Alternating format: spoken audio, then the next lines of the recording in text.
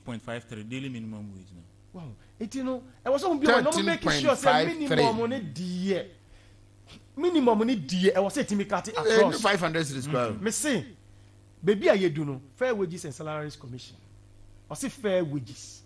Now you're stating minimum wage as saying. It's almost monetary system be almost call rounds. Share. Say be the airfa your friend is controller there.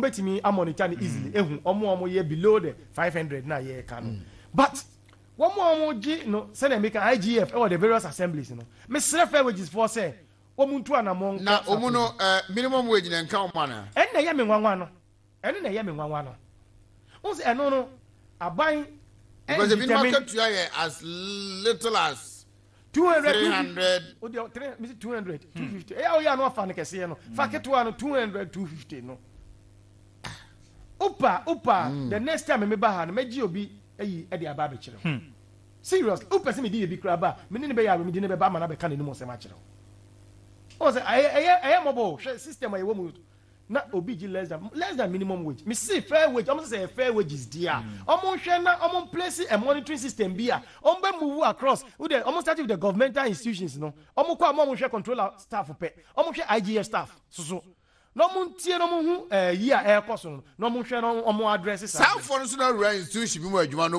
omo so na brew omo na ye adwuma no adwuma na me ka no me see o kotra o hwe assembly go be kwa sa nipa no oti dua ase oni shelter bi oni office o pen the day of nejuma no oti dua isu eto a e ka no ewi ebo a owo ho ono obe make sure sa no pa no bibia to di o se no bi obe betire the office mu akwakoye adwuma omo apon aka no akọ no wahwe se bibia the din security was bibia side hwe enwumre security me si enwumre security ba ba tenase oluma bi amade achi ebia the whole assembly ebia ne nko anom ye mienu pe assembly ko ba so omo ahwen assembly ya amade achi sa 30 days and 4 weeks no ne onya 200 250 300 Mr. Fair wages and yes I'm not in that situation but me knew mu dinkomo na me hwe ne e kona and say fair wages and salary commission me see omo pagya wo mo homre so omo set monetary system be in place omo what tax force be omo move through government agencies nyina no omo check what they should speak to the people. IGF staff, they should speak to them, know how much they take. No more who say, sir, minimum wage na ye can. It is not cutting across. People are really suffering. Yes, sir. Yes, sir. Me say asema makan. Amam for ebre omuti a ombe what can ya asema maye. Amam for ebre pa. Na se sebio, ni baby wie secondary school no because free SHCB. Na e was so to milo.